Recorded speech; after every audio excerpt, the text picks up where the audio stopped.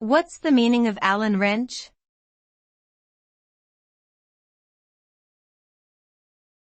Allen wrench.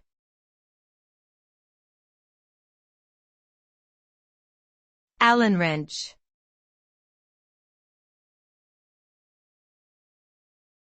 Allen wrench.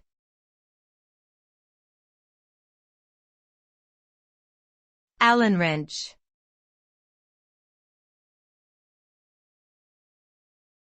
Allen wrench.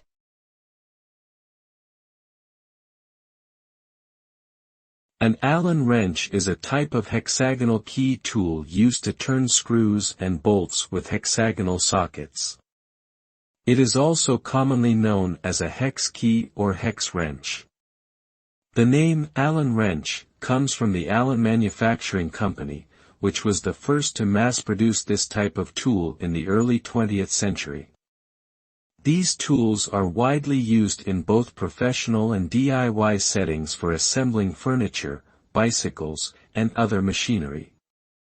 They come in various sizes and are usually made of steel, with some variants featuring rubber or plastic coatings for ease of use.